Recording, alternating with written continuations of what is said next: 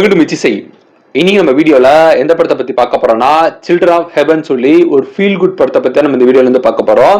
So இந்த படம் பாத்தீங்கன்னா உலக அளவுல ரொம்ப ஃபேமஸான ஒரு படம். ஆஸ்காருக்கு இந்த படம் வந்து நாமினேட் ஆயிருக்கு. ஸோ இந்த படத்தை நீங்க ஸ்டார்டிங்ல இருந்து முடிவு வரைக்கும் நீங்க பாத்தீங்கன்னா இந்த படம் பார்த்து முடிச்சதுக்கு அப்புறம் நீங்க உங்க வாழ்க்கையை நினைச்சு நீங்களே நீங்க பெருமைப்படுவீங்க. ஸோ நம்ம ஒரு நார்மலான ஒரு மிடில் கிளாஸ்ல இருக்கோம். நம்ம பெரிய காரு பங்களா அந்த மிகப்பெரிய ஒரு பணக்காரன் இல்லைனாலும் நம்மளுக்கு தேவையான விஷயங்கள், அடிப்படை தேவைகள் எல்லாமே நம்மளுக்கு இருக்குது. சாப்பிட்றதுக்கு நல்லா சாப்பாடு, போடுறதுக்கு நல்லா ட்ரெஸ், இருக்கிறதுக்கு நல்ல ஒரு இடம், ஷூவு, கிளாத்ஸ்ன்னு சொல்லி நம்ம கிட்ட எல்லாமே வந்து இருக்குது.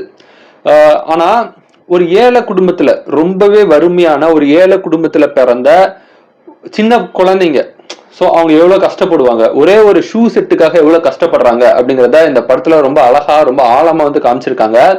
அந்த ஒரே ஒரு ஷூ பேருக்காக அந்த அண்ணன்கார அந்த சின்ன பையன், அந்த 9 வயசு பையன் படக்கூடிய கஷ்டமாகட்டும், அந்த 6 வயசு குழந்தை, அந்த சின்ன குழந்தை படக்கூடிய கஷ்டம் எல்லாம் பாத்தீங்கன்னா இந்த படத்துல ரொம்ப அழகா வந்து காமிச்சிருக்காங்க.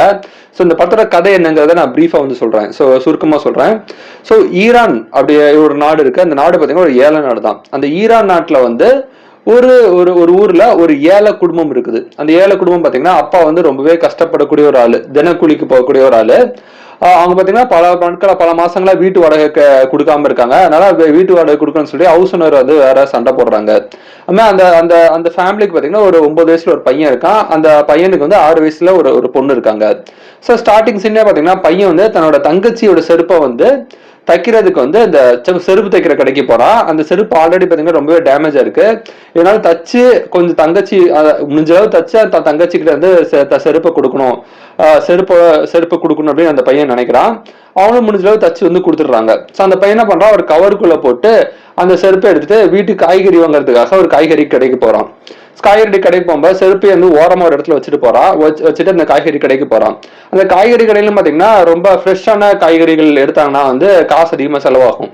அதனால காய்கறியிலே இந்த வேஸ்டான காய்கறிகள் இருக்கு இல்லையா, அந்த சூத்த காய்கறிகள், லோ குவாலிட்டி காய்கறிகள்லாம் இருக்கு இல்லையா, அதை தான் அந்த பையன் எடுத்து வீட்டுக்காக எடுத்துட்டு போறான். ஏன்னா அந்த அளவு தான் அந்த பையன் கிட்ட காசு இருக்கு. அந்த அளவு ஒரு ஏழ்மையான ஒரு பையன். அதான் அந்த கீழே இருக்கக்கூடிய அந்த லோ குவாலிட்டியில அந்த உருளைக்கிழங்கு அது எடுத்துட்டு இருக்கிற இடத்துல பாத்தீங்கன்னா ஒரு குப்பை வண்டி வருது. அந்த குப்பை வண்டி வரும்போது அங்க உள்ள குப்பைகள்லாம் எடுத்துட்டு போறாங்க. அப்ப ஆக்சிடென்ட்லாம் பாத்தீங்கன்னா இந்த பையன் தான் தங்கச்சிக்காக கொண்டு வந்த செருப்பும் பாத்தீங்கன்னா அந்த குப்பையில வந்து விழுந்துருது. அந்த காய்கறி எல்லாம் வாங்கிட்டு அப்புறம் காசு கொடுத்து வந்து பாக்குறான். பார்த்தா அந்த இடத்துல பாத்தீங்கன்னா அந்த செருப்பு இல்ல. அந்த செருப்பு எங்கன்னு ஃபுல்லா தேடி தேடி பார்த்தா கிடைக்கவே இல்லை. சோ அந்த அண்ணன், அந்த சின்ன பையன் வந்து தன்னோட தங்கச்சியோட செருப்பு வந்து தொலைச்சிடுறான். அதுக்கப்புறம் அது வந்து அவங்க வீட்டுல போய் அந்த தங்கச்சிக்கார்ட்ட சொல்றான். தங்கச்சி வந்து இல்ல நான் அப்பா கிட்ட சொல்ல போறேன் அப்படின்னு சொல்லும் போது, நீ அப்பா கிட்ட சொல்லாத, அப்பாவே ஆல்ரெடி காசு இல்லாம கஷ்டப்படுறாரு, அதனால செருப்பு தொலைச்ச விஷயத்த அப்பாட்ட சொல்ல வேண்டாம். நம்ம என்ன பண்ணலாம்னா, நான் ஸ்கூல் படிச்சுட்டு இருப்பாங்க, 2 பேருமே ஸ்கூல் படிக்கக்கூடிய பசங்க தான்.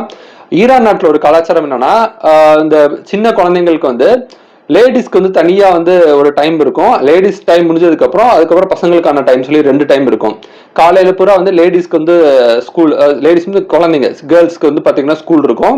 அந்த ஸ்கூல் முடிச்சதுக்கு அப்புறம் பாய்ஸ்க்கு வந்து அடுத்த செட்டு ஸ்கூல் இருக்கும். ஸோ இந்த ஒரே ஒரு ஷூ செட்டு தான் அவங்க கிட்ட இருக்கு. அண்ணங்கார ஷூ வந்து தன்னோட தங்கச்சிட்டு வந்து கொடுத்துறான்.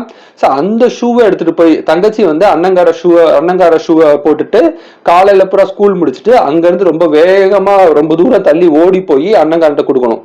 அப்பதான் அண்ணங்கார அந்த ஷூவை போட்டு வேகமா ஓடி போய் அவனோட ஸ்கூலுக்கு வந்து போக முடியும். ஸோ இது பாத்தீங்கன்னா ரொம்பவே வந்து ரொம்ப கஷ்டமான ஒரு சூழ்நிலை.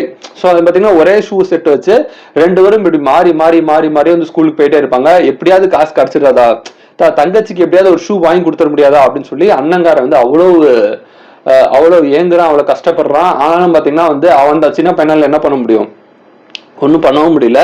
அவங்க அப்பாவும் பாத்தீங்கன்னா தன் பசங்களுக்கு ஏதாவது ஷூ வாங்கி கொடுக்கணும், தன் குடும்பத்துக்கு எப்படியா இந்த வீட்டு வாடகை கட்டணும் அப்படின்னு சொல்லி வறுமை நெருக்கடியில அவங்க அப்பா இருக்காரு. எக்ஸ்ட்ரா ஏதாவது ஜாப் கிடைக்காதா, எக்ஸ்ட்ரா ஏதாவது பண்ணிட முடியாதா அப்படின்னு சொல்லி அவர் ரொம்பவே கஷ்டப்படுறாரு. அந்த இடத்துல பாத்தீங்கன்னா ஒரு கொசு அடிக்கிற அந்த ஒரு மிஷின் மாதிரி கிடைக்குது. அந்த மிஷின் வச்சுட்டு ஒவ்வொரு வீடா போய் அலையிறாங்க. இந்த மாதிரி இந்த கார்டனிங் பண்ணி தரோம் அப்படின்னு சொல்லிட்டு ஒரு நாள் காசு கொடுங்க அப்படிங்கிற மாதிரி, ஒரு நாள் காசு சம்பாதிக்கலாம் அப்படின்னு அவங்க நினைக்கிறாங்க. ஆனா அந்த குழந்தைங்க அந்த அவங்க பையனையும் கூட்டிட்டு பாத்தீங்கன்னா அங்க ஒவ்வொரு வீடா போய் அலையிறாங்க. கடைசி ஒரு வீடு வந்து அவங்களுக்கு கிடைக்குது. அந்த காசு வந்து ஒரு பெரிய அமௌண்ட் காசு அவங்களுக்கு கிடைச்சாலும் அப்போ பாத்தீங்கன்னா ஒரு சைக்கிள்ல வேகமா போகும்போது ஒரு சின்ன ஆக்சிடென்ட் ஆயிருது. அது பாத்தீங்கன்னா ஹாஸ்பிட்டல் எமர்ஜென்சி வந்துருது. ஹாஸ்பிட்டல்ல சம்பாதிச்ச காசு எல்லாமே செலவும் ஆயிருது. ஸோ இவங்களுக்கு என்னதான் காசு சுத்தமா இல்லவே இல்லை, கையில காசும் இல்லை. அப்படி கையில காசு வந்தாலும் இந்த மாதிரி ஏதாவது ஆக்சிடென்டா ஹாஸ்பிட்டல் எமர்ஜென்சி சொல்லி காசு வந்து போயிருது. ஸோ காசு இல்லாம ரொம்பவே கஷ்டப்படுறாங்க, ரொம்ப வறுமையில ரொம்ப எக்ஸ்ட்ரீமா வந்து கஷ்டப்படுறாங்க. இந்த நேரத்துல வந்து இதே நேரத்துல அந்த சின்ன பையனோட கஷ்டம் என்னன்னா, தங்கச்சிக்கு எப்படியாவது ஒரு ஷூ வாங்கி கொடுத்துடணும். அது ஒண்ணுதான் அந்த பையனுக்கு இருந்து தோணுது. அந்த நேரத்துல அவங்க ஸ்கூல்ல பாத்தீங்கன்னா ஒரு மராத்தான் காம்படிஷன் வந்து நடத்துறாங்க. அந்த காம்படிஷன்ல 3rd பிரைஸ் வந்தா வந்து ஒரு பிராண்டட் ஷூ கிடைக்கும் அப்படின்னு வந்து சொல்றாங்க. உடனே ஓகே நம்ம மராத்தான்ல ஜெயிச்சு 3வது வந்து எப்படியா தன் தங்கச்சிக்கு ஷூ வாங்கி கொடுக்கணும் அப்படின்னு இந்த பையன் நினைக்கிறான். இதுக்காக பாத்தீங்கன்னா பயங்கரமா பிராக்டிஸ் பண்றான். அந்த மராத்தான் ரேஸ்ல பாத்தீங்கன்னா உயிரை கொடுத்து ஓடுறான். தன் தங்கச்சிக்கு எப்படியாவது ஒரு ஷூ வாங்கி கொடுத்துடணும்னு சொல்லிட்டு அந்த மராத்தான்ல வந்து உயிரை கொடுத்து ஓடுறான். அந்த வறுமை, ஸோ வறுமையோட பசி ஒருத்தனை பாத்தீங்கன்னா உடம்புல சத்தே இல்லைனாலும் எப்படியாவது நம்ம ஜெயிச்சிட முடியாதா, எப்படியாவது நம்மளுக்கு அந்த அந்த ஷூ கிடைச்சிடாதா அப்படிங்கிற ஒரு ஒரு ஒரு ஒரு ஒரு வெறின்னு சொல்லலாம். அதுல பாத்தீங்கன்னா அந்த பையன் அவ்வளவு உயிரை கொடுத்துட்டு ஓடுறான். எப்படியாவது தன் தங்கச்சிக்கு வந்து ஷூ வாங்கி கொடுன்னு சொல்லி உயிரை கொடுத்து ஓடுறான். அந்த சீன்லாம் பாத்தீங்கன்னா அவ்வளவு கூஸ் பம்ஸா நம்ம பார்க்கும்போது அப்படியே கண்ணீரே நம்மளுக்கு வந்துடும். அந்த அளவு அந்த சீன் வந்து எடுத்திருக்காங்க. ஸோ நானே இந்த படம் அந்த பார்க்கும்போது பார்த்தீங்கன்னா ஃபைனல் கிளைமேக்ஸ் வந்து பயங்கரமா அழுதுட்டேன். ஸோ இப்படிலாம் கூட ஒரு படம் எடுக்க முடியுமா அப்படிங்கிறது பார்த்தீங்கன்னா ரொம்பவே ஒரு ஆச்சரியமான ஒரு விஷயமா இருக்குது. ஸோ ஃபைனலாக வந்து பார்த்தீங்கன்னா அந்த பையன் அந்த மராத்தான்ல ஃபர்ஸ்ட் வந்துடுறான். ஸோ ஃபர்ஸ்ட் வந்தனால அவங்களுக்கு ஒரு கோப்பை மாதிரி வந்து கொடுத்துட்றாங்க.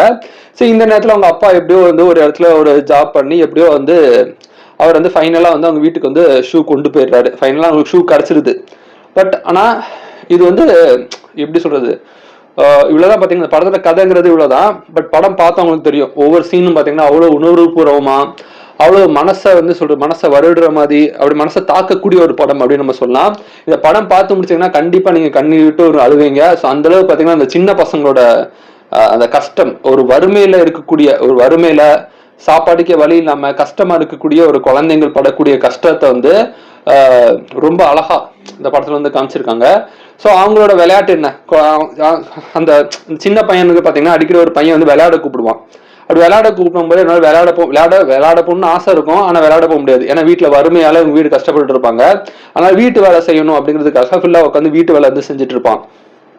அதே மாதிரி பாத்தீங்கன்னா அவங்களோட மினிமம் ஒரு என்டர்டைன்மெண்ட் என்னவா இருக்கும்னா, இவங்க அந்த ஷூவை வந்து ஒரு வாஷ் பண்ணுவாங்க, சோப் நிறைய போட்டு வாஷ் பண்ணுவாங்க. அந்த சோப் நிறைய பபுள்ஸ் விட்டு விளையாடுறதான் பாத்தீங்கன்னா இவங்களோட ஒரு சின்ன ஒரு என்டர்டைன்மெண்டா வந்து காமிச்சிருப்பாங்க. அந்த மாதிரி பாத்தீங்கன்னா அந்த குழந்தைங்களோட கஷ்டத்தை, வறுமையில வாடக்கூடிய அந்த குழந்தைங்களோட கஷ்டத்தை, அவங்க அந்த குழந்தைங்களுக்கு கூட ஒரு நல்ல எண்ணம் இருக்கும், நம்ம அப்பா கஷ்டப்பட்டுறக்கூடாது, ஷூ தொலைஞ்சு போன விஷயம் தெரிஞ்சா தன்னோட அப்பா கஷ்டப்பட்டுறக்கூடாதுன்னு சொல்லிட்டு அந்த ஷூ தொலைஞ்சு போன விஷயத்த அப்பா கிட்ட கூட அந்த சொல்ல மாட்டாங்க. ரொம்பவே நல்ல தங்கமான 2 குழந்தைங்கன்னு சொல்லலாம், அண்ணன் தங்கச்சி 2 பேரும். ஸோ ரொம்ப அழகா வந்து படம் எடுத்திருக்காங்க. ஸோ இந்த படம் பார்க்கலன்னா கண்டிப்பா பாருங்க, கண்டிப்பா பார்க்க வேண்டிய ஒரு முக்கியமான ஒரு படம் சொல்லலாம். நானே இந்த படத்தை திருப்பி இன்னொரு தடவை பார்க்கணும் அப்படின்னு ஆசைப்படுறேன். ஸோ இந்த படம் வந்து அமேசான் பிரைம்ல அவைலபிளா இருக்குது. ஸோ ஒரு வித்தியாசமான ஒரு படம் பார்க்கணும், ஒரு ஃபீல் குட் படம் பார்க்கணும், ஒரு நல்ல படம், தரமான படம் பார்க்கணும்னு நினைக்கிறவங்க கண்டிப்பா இந்த படம் பாருங்க. ஸோ இந்த வீடியோ உங்களுக்கு பிடிச்ச லைக் பண்ணுங்க, ஷேர் பண்ணுங்க, முயற்சி செய்ய சப்ஸ்கிரைப் பண்ணுங்க. தேங்க்யூ.